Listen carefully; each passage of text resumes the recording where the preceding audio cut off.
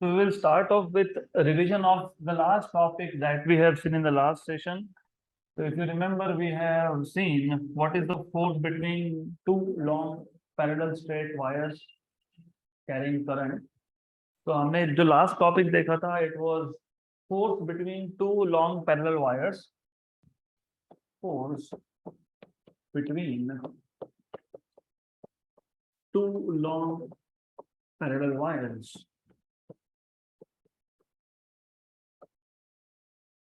So since we are starting after a break, तो थोड़ा सा कनेक्ट करने के लिए मैं ये डिटेल में बताऊंगा, then we will go to new topic. तो बिफोर गोइंग टू ब्रेक, ये लास्ट टॉपिक था that we have covered.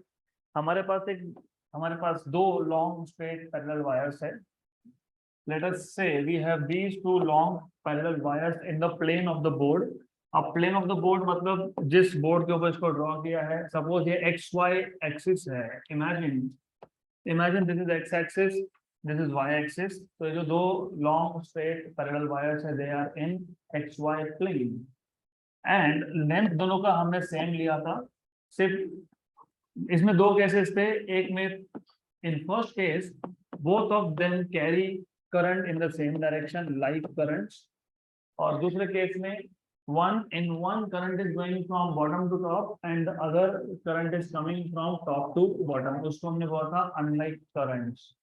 Right, तो पहले हम लाइक करंट्स का देखेंगे. सबसे पहले what we have is two long straight parallel wires in the plane of board. So when you have two long parallel wires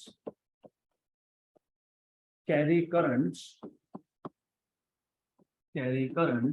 and if you remember, any carrying current wire produces magnetic field in its surrounding region. So when you have two long parallel wires carrying currents, they produce, क्या produce करेंगे वो? Magnetic field. Carrying currents. So when two long parallel wires carrying currents या फिर they carry currents, they produce magnetic field in their surrounding space. They produce magnetic fields in the surrounding space. In the surrounding space. और as you remember, wire number 2, conductor number 2, ये पहले के magnetic field में है और conductor number 1 ये दूसरे के मैग्नेटिक फील्ड में है. तो रिमेंबर दिस, हमारे पास जब दो लॉन्ग स्ट्रेट पैरेलल वायर्स होंगे carrying current, they produce magnetic fields and each of them are in the field of other.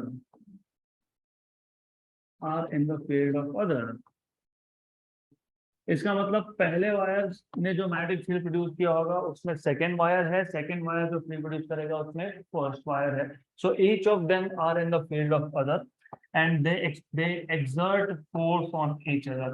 Hence they exert, कौन सा फोर्स की बात कर रहे हैं यहाँ पे हम लोग? Magnetic force. They exert force on each other. इसमें दो केसेस थे. पहला केस हम डिटेल में डिस्कस करेंगे, दूसरा केस हम डिटेल में डिस्कस नहीं करेंगे. हम लोग सिर्फ बोल देंगे कि इस केस में फोर्स होगा रिपल्सिव. तो पहला केस है लाइक करंट्स का. लाइक करंट्स मतलब both the wires carry current in the same direction and when they carry current in the same direction they attract each other. तो first case is like currents. इस case में हमारे पास दोनों wire हैं, both the wires they have current in the same direction. Remember, बहुत simple है. Like charges repel each other, like currents attract each other. Unlike charges attract each other, unlike currents repel each other. तो ये पहला case था like currents का. Good. तो पहले तो सिचुएशन समझ में आना चाहिए. It's very simple. And then also इन दोनों में कुछ पैरामीटर्स कॉमन है. For example length. So start वहां से करेंगे. So consider two parallel wires each of length L. Consider two long parallel wires each of length L, each of length L separated by a distance A, separated by a distance A. Distance को आप R से भी denote कर सकते हो. You want to denote it by R, it is okay. You denote it by A, it is okay. So distance between these two wire is A. And remember, ये जो मैंने बोला distance A मतलब perpendicular distance है, minimum distance है. क्योंकि distance आप कहाँ से भी measure कर सकते थे. You could have measured distance from one end of this wire to the opposite end of another wire. But यहाँ पे जो distance की बात होती है तो this distance is nothing but perpendicular distance. Minimum distance की बात कर रहे हैं हम लोग यहाँ पे. इन दोनों में करंट है तो करंट एक में I1 है दूसरे में I2 है. तो let the currents through them are I1 and I2 respectively.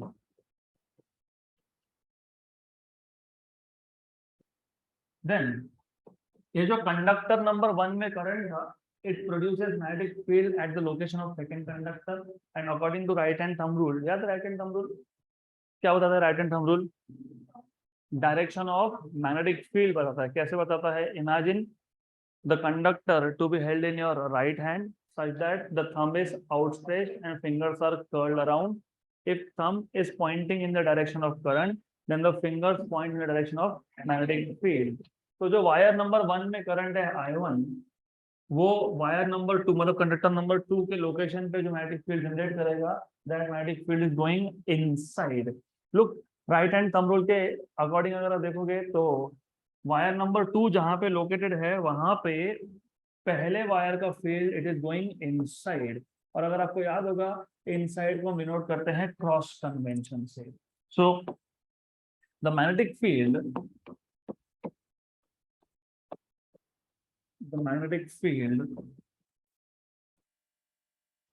due to current in conductor 1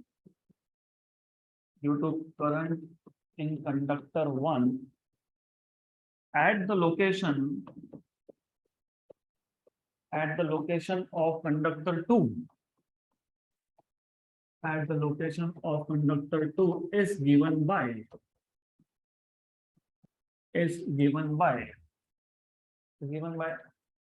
do you remember formula? हमने एक लॉन्ग स्ट्रेट वायर का मैग्नेटिक फील्ड का फॉर्मूला डिराइव किया था, याद है क्या? μ0 by 4 pi 2I by R where R was distance. यहाँ पे I1 क्योंकि पहले करंट ने फील्ड जनरेट किया और डिस्टेंस कितना है? A. and is pointing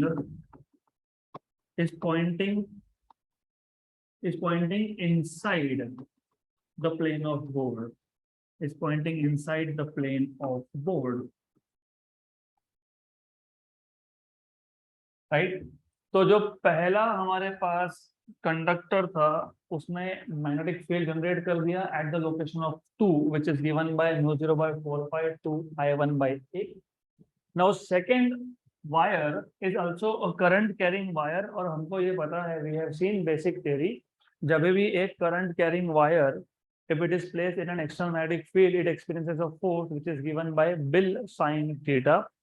Now since conductor 2 carries current, hence it experiences force which is given by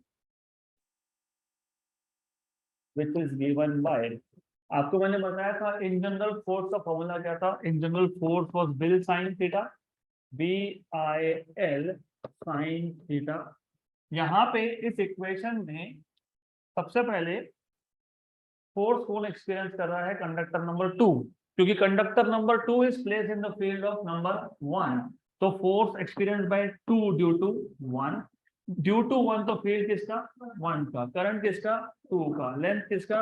2 का. राइट. तो सिर्फ एक ही पैरामीटर है which belongs to conductor number 1, that is the field produced by conductor number 1. ये याद रखना, ये in general जब आप बिल साइन लिखते हो तो यहाँ पे जो बी होता है only that B is external, बाकी कंडक्टर के प्रॉपर्टीज है। करंट इज थ्रू कंडक्टर जो फोर्स एक्सपीरियंस कर रहा है, कौन फोर्स एक्सपीरियंस कर रहा है, सेकंड कंडक्टर। तो आई किसका है, सेकंड कंडक्टर का, लेंथ किसका है, सेकंड कंडक्टर का, लेकिन बी क्या है, एक्सटर्नल। यहाँ पे एक्सटर्नल मतलब कौन, पहले कंडक्टर का फील्ड। तो यहाँ पे क्या लिखोगे, B1 I2 L2 and sin theta, where theta is the angle between length and magnetic field. So if you see length of second conductor is from bottom to top, मतलब XY plane में है और magnetic field इसको perpendicular है, तो angle कितना आ गया यहाँ पे 90 डिग्री, तो theta is 90। So in this case you have theta as 90 degree. So here theta is 90 degree and L2 is equal to L, क्योंकि लेंथ दोनों का हमने सेम बोला है, we have already said कि दोनों का लेंथ क्या है, सेम है, तो दोनों का लेंथ सेम है। Therefore, force experienced by second conductor due to field of first is B1. But what is B1? Mu 0 by 4 pi 2 I1 by A I2 into L. Right? So this is 1 are, this is 2 are. So therefore you have force on 2 due to 1 as mu 0 by 2 pi I1 I2 L by A. I1 I2 L by A. Let us say equation number 1. अब notes में थोड़ा सा मैंने ordering अलग लिखा है। Notes में सिर्फ मैंने क्या किया, आई जस्ट रिटन डाउन कि पहले हमने बता दिया magnetic field of B1 is given by this, magnetic field due to current in conductor 1 at the location of 2 is given by mu 0 by 4 pi 2 I1 by A, and the magnetic field produced by second conductor at the location of 1 is कैसे find करोगे, B2 equal to mu 0 by 4 pi 2 I2 by A। पहले का field second के location पे is going inside और second का field पहले के लोकेशन में इज कमिंग आउटसाइड। तो नोट्स में मैंने सिर्फ इतना ही चेंज किया है कि मैंने पहले दोनों के दोनों फील्ड्स मेंशन कर दिए, डजंट मैटर रियली, कोई फर्क नहीं पड़ता, ऐसा भी लिखोगे तो डजंट मैटर। तो similarly what you can say now is, जैसे यहाँ पे लिखा the magnetic field due to current in conductor 1 at the location of 2 is given by, वैसे ही लिख लो the magnetic field produced by, the magnetic field produced by, किसने produce किया फील्ड, सेकेंड कंडक्टर में। The magnetic field produced by the current in the second conductor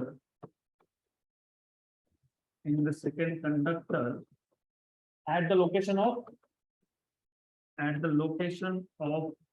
first conductor. First conductor is pointing, what is the direction of this, outside, is pointing outside the plane of board, and is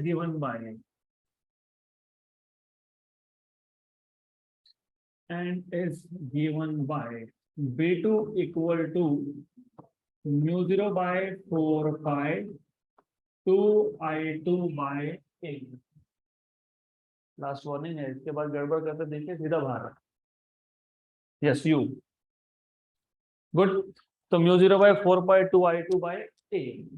अब जैसे first conductor ने magnetic field produce किया था and second conductor was in the field of first, now similarly second conductor ने field generate किया है and the first conductor is in the field of second. Now similarly you can से also first conductor is in the field of second, and it experiences a force,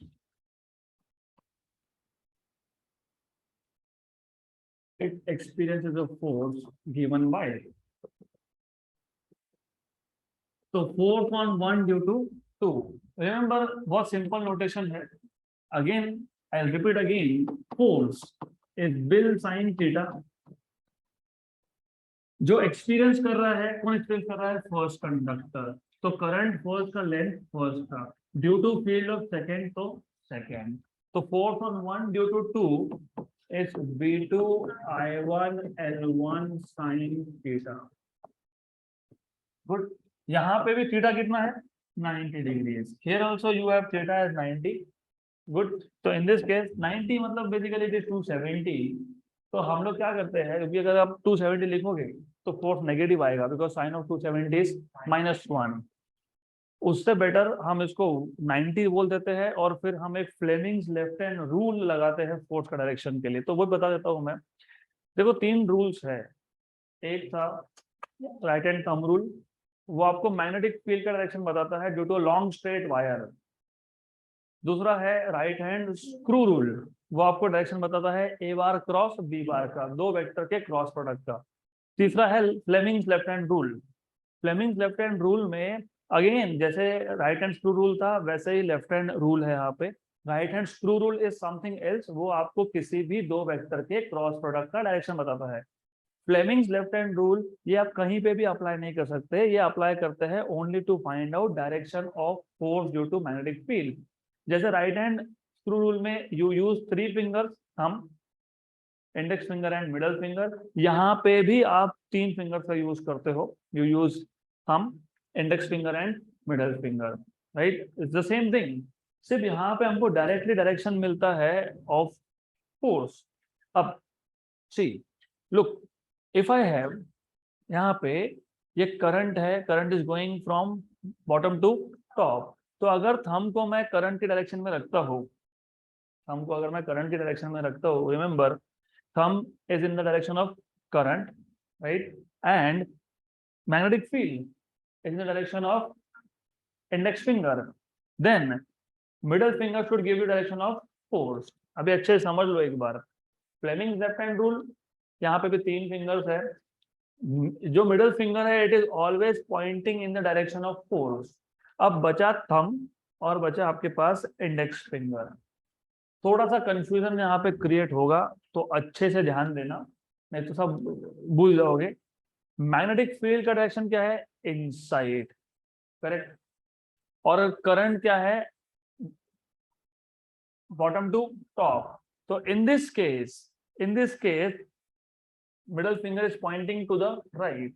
लेकिन like current के केस में force attractive था कि repulsive था?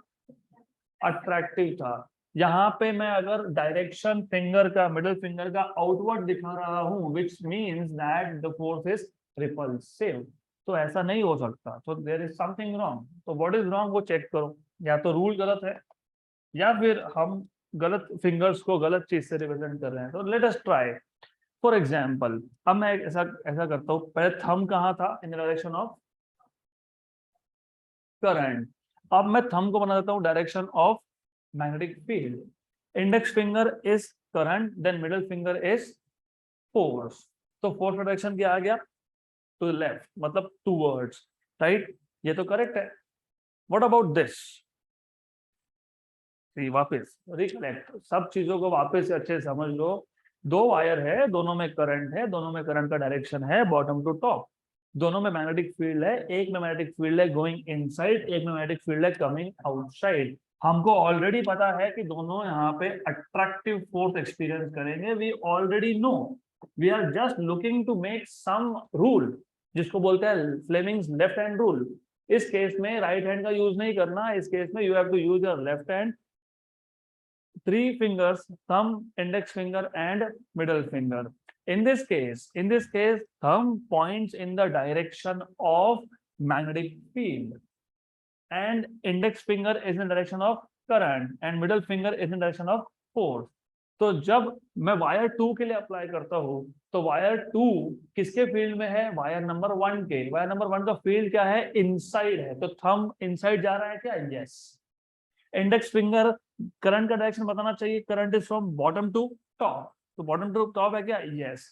तो middle finger is pointing to the left. तो फोर्स टू द लेफ्ट था क्या? Yes. This was the force acting on 2 due to field of 1.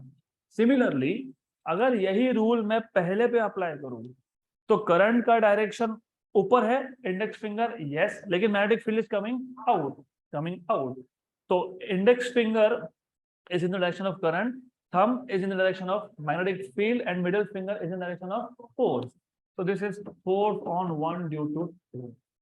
So left hand rule, ये Fleming's rule होता है. It is used only to give direction of force due to magnetic field. Thumb in this case is showing the direction of magnetic field. Index finger in this case is showing the direction of current, and the middle finger in this case is showing the direction of force, magnetic force. यहाँ तक clear? Right hand rule मत apply करना. Right hand rule लगाने गए तो repulsive force मिलेगा यहाँ पे. Good, is this clear? तो again mutually perpendicular thumb, index finger and middle finger. सिर्फ इतना डिफरेंस है, यहाँ पे thumb is not in the direction of current but is in the direction of magnetic field. Index finger here in this case is in the direction of current, and middle finger shows the direction of magnetic force. Good.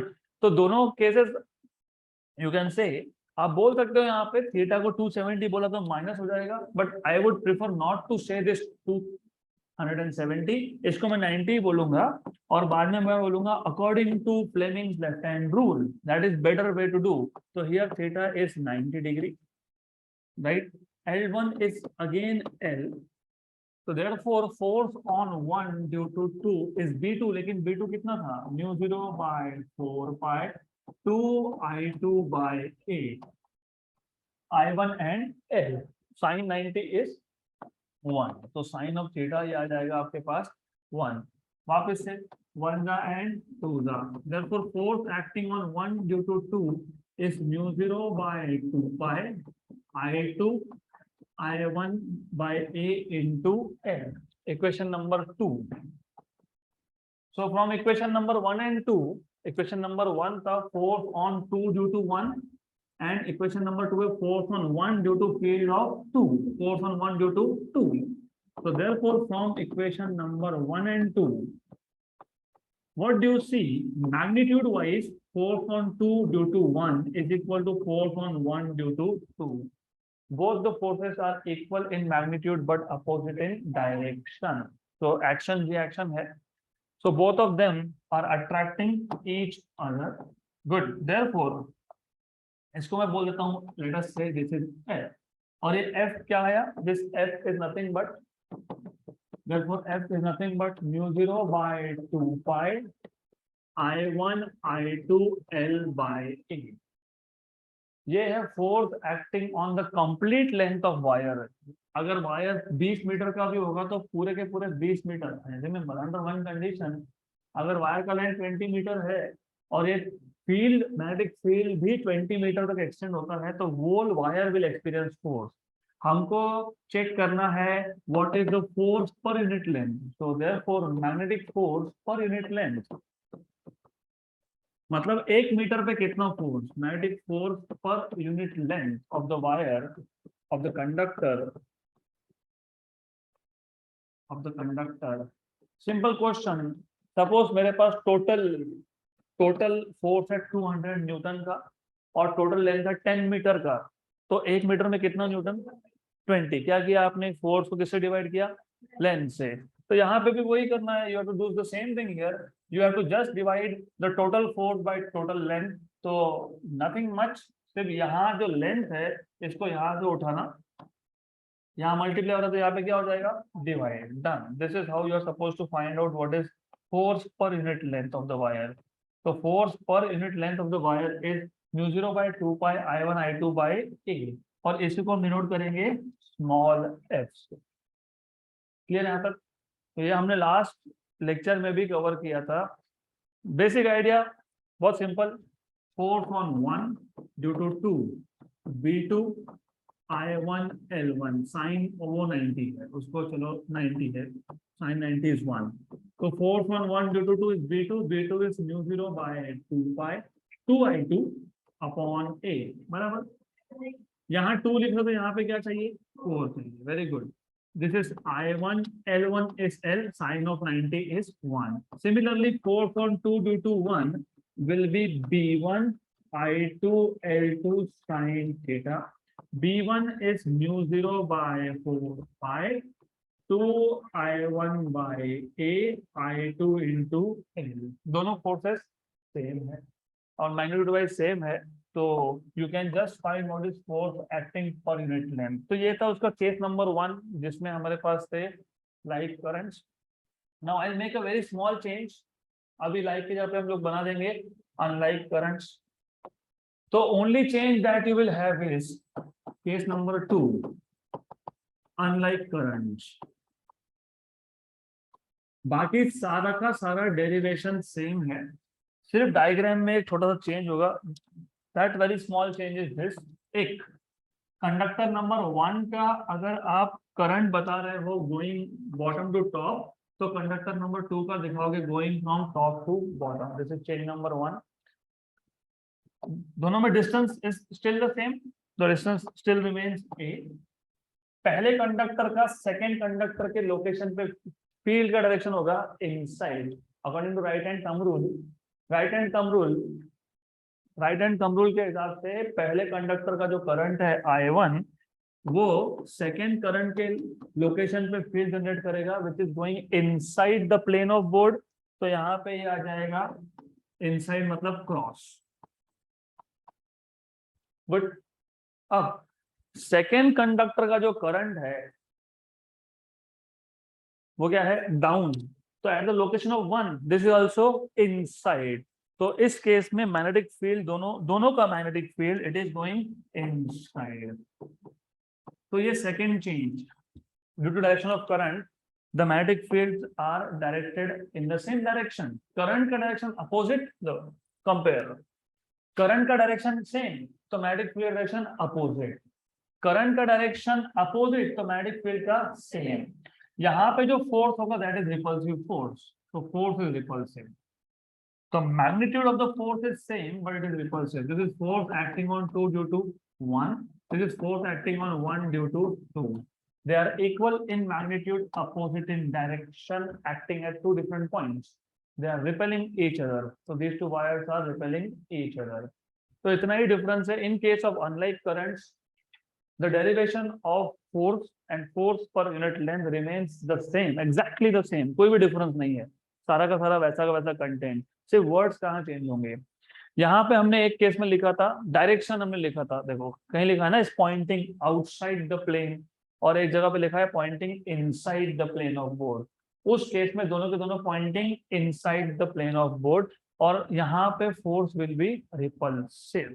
So that's all you need to know about force acting between two long straight parallel wires carrying currents I1 and I2। अब इसके बाद का topic है magnetic field produced by current in circular arc of wire. Magnetic field produced bye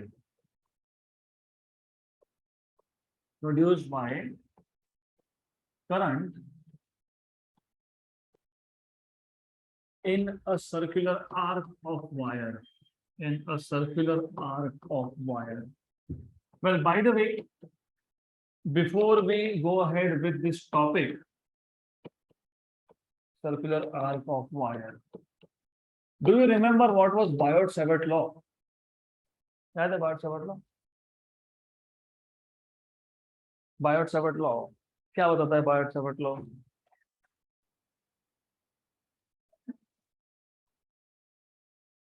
It tells you what is the magnetic field produced by a current carrying element of length dl।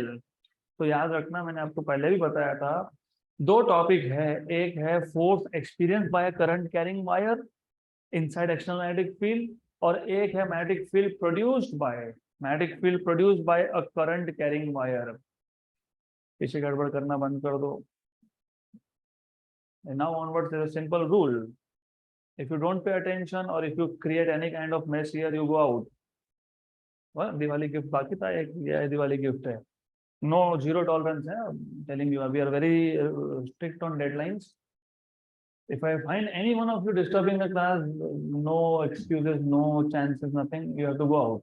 Simple. नहीं पढ़ना तो कोई दिक्कत नहीं है. I don't mind. तो Biot Savart law में हमारे पास एक लॉन्ग स्ट्रेट वायर नहीं था. Remember this. हमारे पास एक आर्बिट्री शेप वायर था. We start by saying this. फिर हम लोगों ने इस वायर को large number of length elements में डिवाइड कर दिया था. Infinitesimally small length elements, each of length dl. Then इसमें से एक स्टेडी करंट हमने पास कर दिया. That steady current is I. हमारे पास एक पॉइंट था P, जिस P पॉइंट पे हमको मैग्नेटिक फील्ड फाइंड करना है, जिसको मैग्नेटिक इंडक्शन बोलते हैं, due to current through this small length element. तो according to Biot Savart law, magnetic induction due to this length element is directly proportional to current. जितना ज्यादा steady current पास करोगे उतना ज्यादा field produce होगा. Number 2, it is directly proportional to the length of the element itself. Number 3, it is directly proportional to sine of the angle between the center, between the length element and the line joining the center of the element to that point. ये length element का direction है. Length element का direction है. तो theta is the angle between the length element and the line joining the centre of element to the point. तो ये angle है theta, and it is inversely proportional to square of the distance between the centre of the element to that point. तो ये था Biot Savart law. तो Biot Savart law tells you, क्या बताता है हमको? ये बताता है what is the magnetic induction due to a small length element. मैं तीसरी बार रिपीट कर रहा हूँ, ये may be 4th time. Biot-Savart law strictly tells you what is the induction due to length element. वो कभी भी आपको पूरे वायर का एक साथ इंडक्शन बताता नहीं है. It gives you induction only for a length element. तो इन सबको कंबाइन कर दोगे तो dB is proportional to I dl sin theta by r square. अगर ऐसा यूनिट यूज कर रहे हो और सराउंडिंग स्पेस अगर वैक्यूम है तो कांस्टेंट इज μ0 by 4 pi. इसका ऐसा यूनिट का वैल्यू 10⁻⁻7 होता है. अगर आपको इसको वेक्टर फॉर्म में लिखना है तो मल्टीप्लाई डिवाइड बाय r करना पड़ेगा. तो ये आ जाएगा r, ये बन जाएगा r³. तो वेक्टर फॉर्म में अगर लिखोगे तो this will be μ0 by 4 pi I dl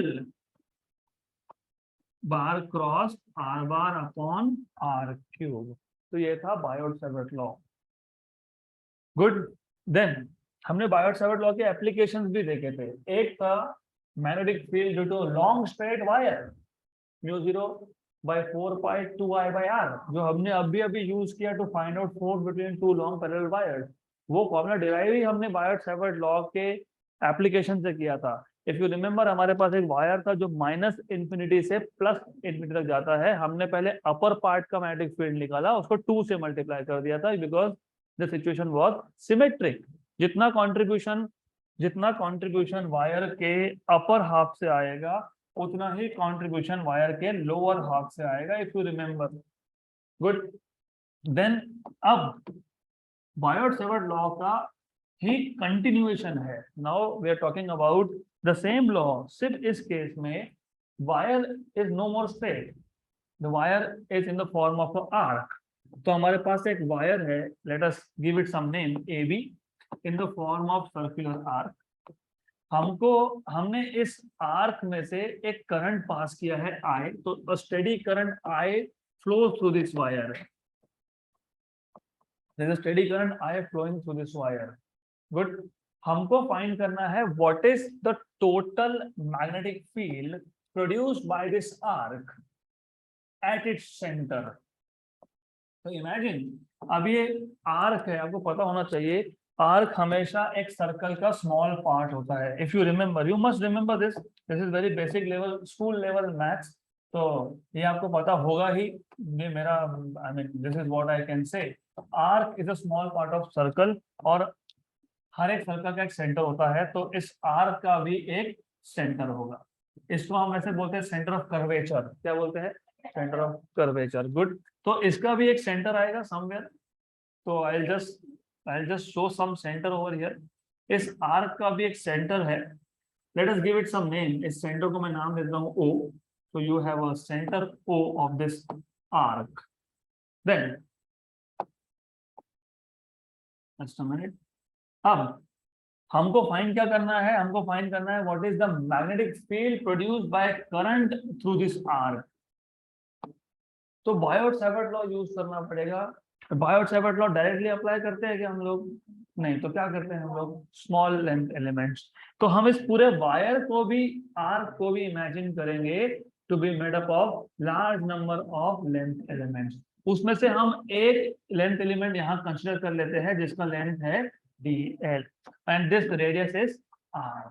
So we are considering for the time being, हम सिर्फ एक ही लेंथ एलिमेंट यहाँ पे ले रहे हैं for the time being, we are just taking one single element, क्योंकि सिंगल एलिमेंट का फील्ड मिल गया, इंडक्शन मिल गया, तो टोटल वायर का मिल जाएगा। तो according to Biot Savart law, remember एक छोटा सा कंफ्यूजन भी होता है। जो बायोट-सावर्ट लॉ था उसमें रैंडम वायर था, आर्बिट्ररी शेप वायर था। इसका आपने एक लेंथ एलिमेंट लिया था, तो you have taken one length element and then you have taken a point P, फिर एक स्ट्रेट लाइन यहाँ से हमने सेंटर तक ड्रॉ कर लिया। ये जो एंगल बना इसको हम बोलते हैं थीटा, राइट। यहाँ पे theta is the total angle subtended by the arc at the centre of the circle. तो ये थीटा और वो थीटा का मतलब अलग है। ये थीटा है angle between length element and the line joining the center of the element to the point P where you want to find out magnetic field theta। अब सिर्फ इसका मैं नोटेशन चेंज करने वाला हूँ, इसको मैं बोलने वाला हूँ अल्फा। क्यों? क्योंकि थीटा मैंने ऑलरेडी यहाँ पे यूज कर लिया for the total angle subtended bye, subtended मतलब मेड बाय, किसने बनाया, आर्क ने। कहाँ बनाया, सेंटर पे। गुड।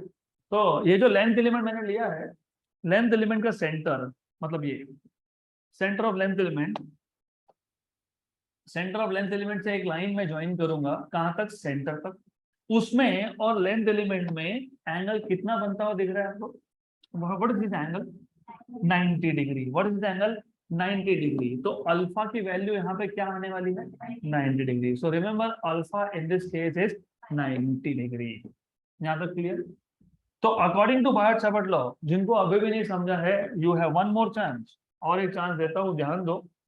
हमारे पास एक आर्क है, आर्क मतलब सर्कुलर लूप का एक पार्ट है।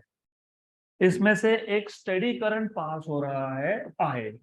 हमको पता है basics, we know that whenever you have a steady current passing through a wire, wire का शेप कुछ भी हो, स्ट्रेट हो, सर्कुलर हो, आर्क हो, रैंडम शेप हो, it will always produce magnetic field.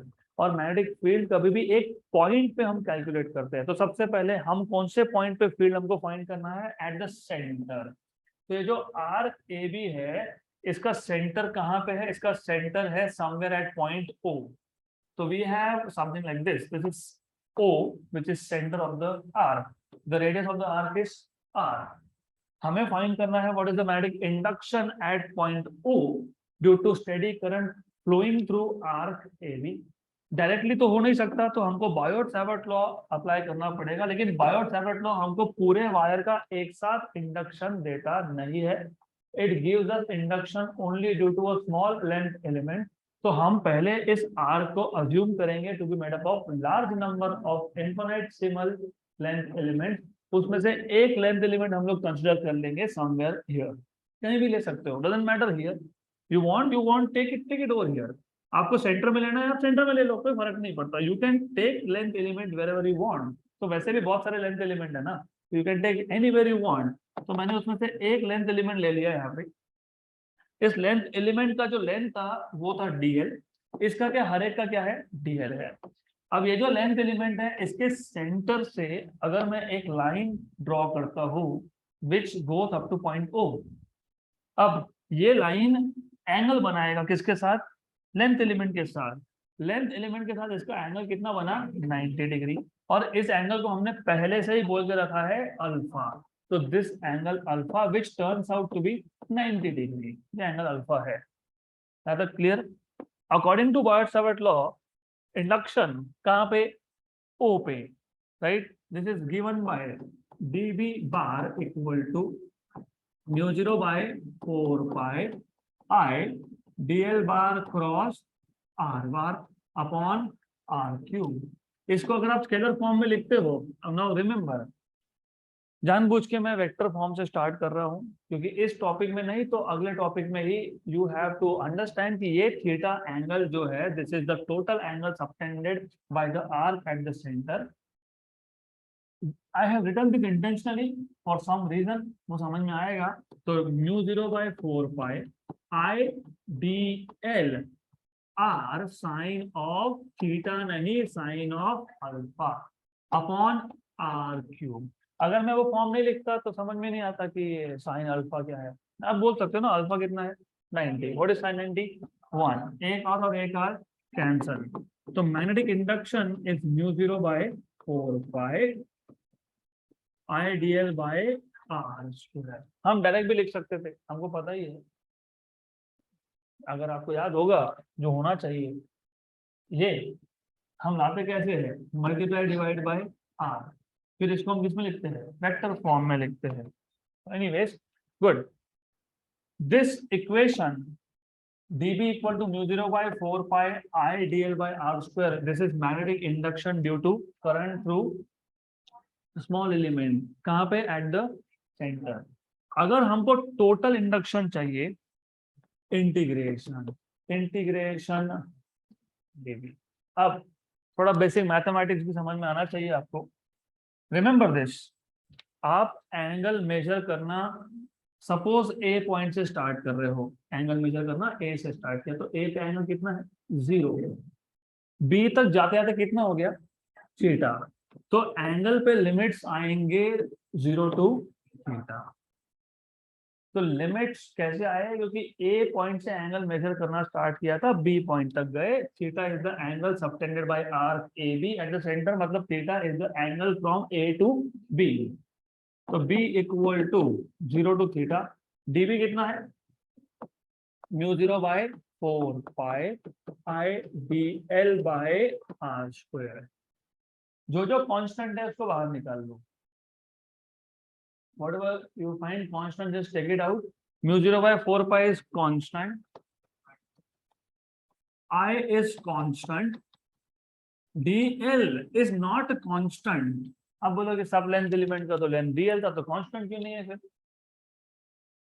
what is the formula of arc length, s equal to r theta।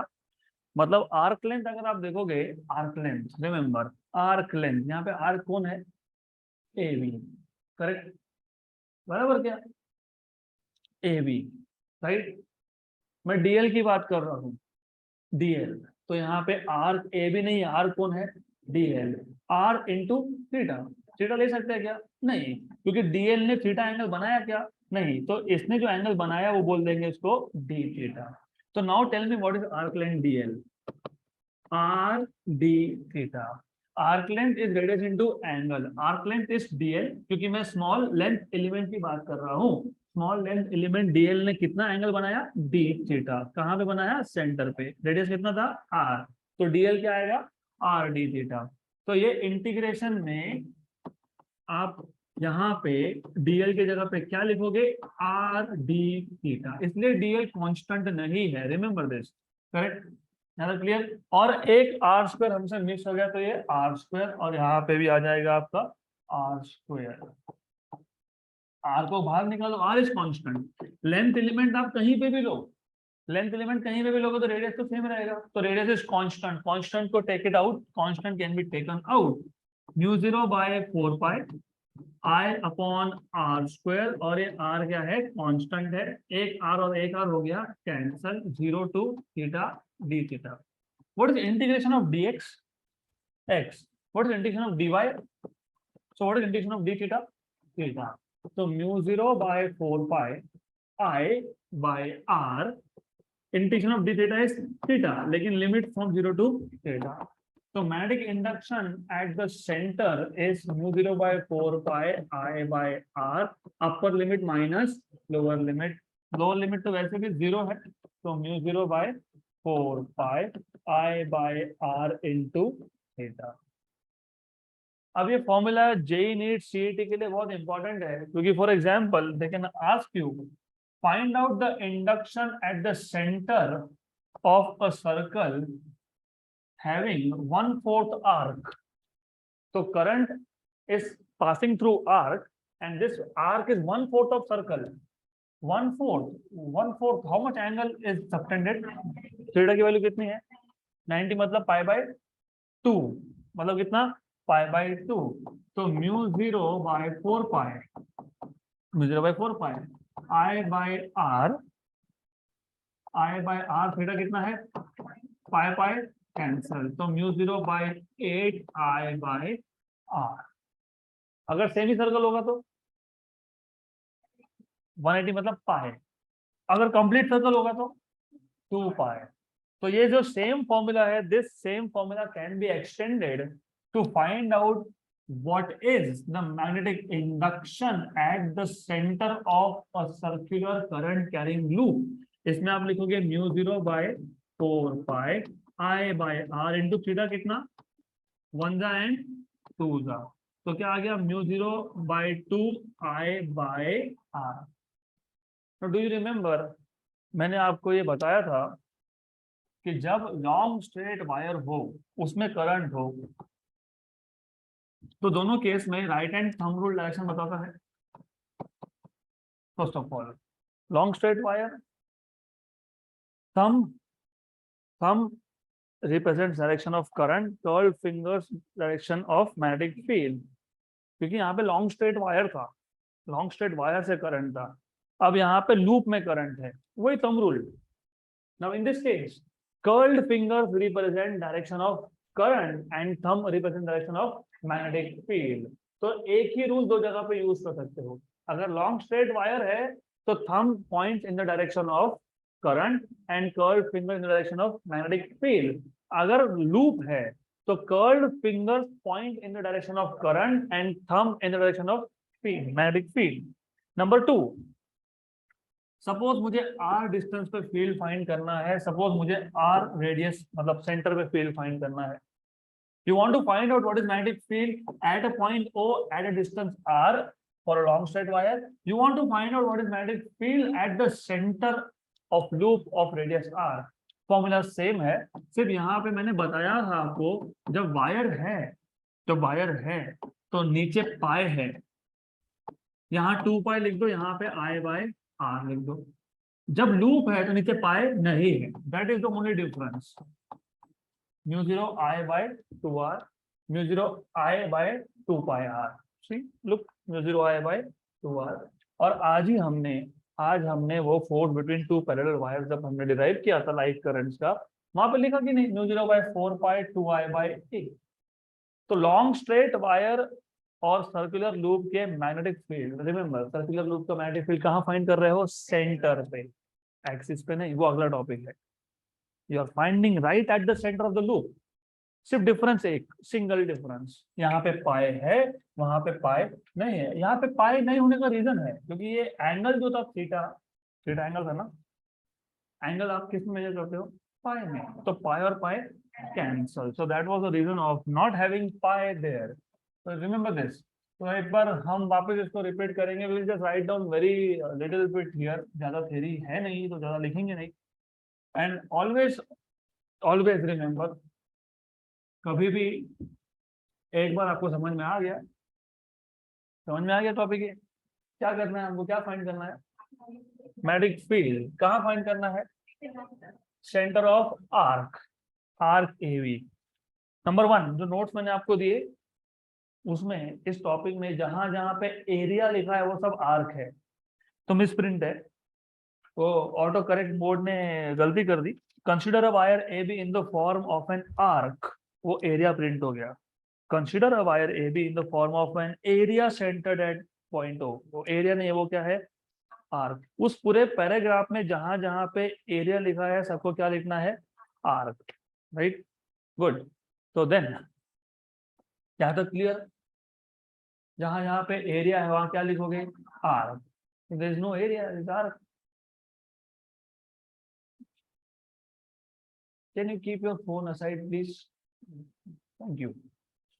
तो to start off with हमारे पास एक आर्क है, consider an arc AB centred कहां पे centred है? O पे, centered at point O having radius R,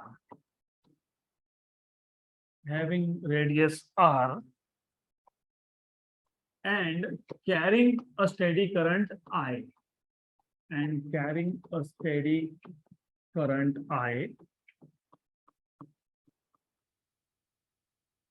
assume the arc to be made up of large number of infinitesimal elements, or theta is the angle subtended by the arc. So let theta be the angle subtended by the arc AB at its center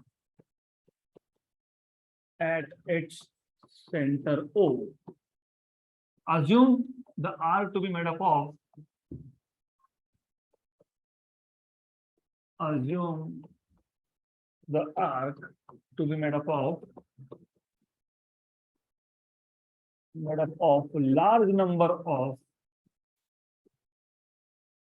large number of infinitesimal elements.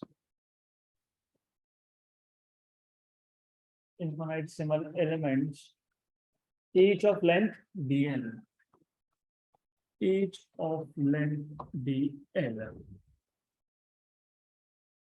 Is that clear? Then हमें क्या find करना है? Magnetic induction. Biot-Savart law direct use होता है क्या? नहीं. So according to Biot-Savart law, magnetic induction due to one such element, according to Biot-Savart's law,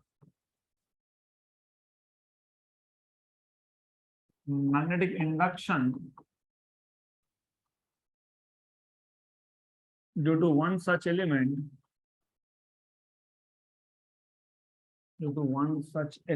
is पहले vector form लिख दो. dv bar equal to μ0 by 4 pi I dl bar cross r bar upon r cube. Magnitude wise मतलब in scalar form basically magnitude wise you will have dv equal to μ0 by 4 pi I dl r sin alpha upon r cube. अब alpha आपने नहीं भी mention किया, क्या है दिख रहा है? What is alpha? Alpha is the angle between length element and the line joining the centre of the element to the centre of the arc. तो you are not expected every time to write down what is alpha. नहीं लिखा तो doesn't matter, चलता है. Here सिर्फ इतना बता देना, here alpha is 90, therefore sin alpha becomes 1, right? And therefore you have induction dv equal to μ0 by 4 pi I dl upon r square. क्योंकि एक r और एक r क्यूब का r कैंसिल हो गया तो डिनोमिनेटर में बचेगा r square. Therefore total induction due to arc AB,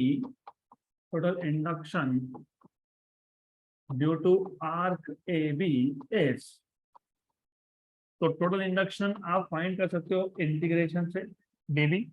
then 0 to theta लिखेंगे वो. dv is μ0 by 4 pi I dl by r square. Therefore b equal to μ0 by 4 pi I by r square dl. But dl is nothing but r d theta. Therefore यहाँ से b equal to μ0 by 4 pi I by r square. अभी 0 to theta लिखो r d theta. अब जब तक d theta आता नहीं है इंटीग्रेशन में तब तक आप 0 to थीटा लिख नहीं सकते. तो तब तक क्या करेंगे? तब तक a to b तो आपका लेंथ एलिमेंट मतलब जो आर्क था वो ए से स्टार्ट हुआ और बी पे खत्म हुआ, तो इंटीग्रेशन आप कर रहे हो from A to B. The moment you write down theta, you change the limit from A to B to from 0 to theta. तो अब in this case I by R square, ये आर आ गया, 0 to theta D theta, एक R और एक R हो गया कैंसल, तो mu 0 by 4 pi I by R, I by R theta from 0 to theta. तो अपर लिमिट लोअर लिमिट वो करने के बाद you have b equal to mu 0 by 4 pi I by r into theta, equation number 1. Is that clear? So this is the equation that gives you magnetic induction at the center of arc. Now it depends ये arc ने angle कितना बनाया, what is the angle subtended by this arc. अगर वो 90 होगा तो पाई by 2, semi circle होगा तो पाई, अगर 3/4 होगा मतलब 3/4 ऑफ सर्कल होगा तो 3 पाई बाय 2, और फुल होगा तो 2 पाई। So this equation can be used, this equation can be used to find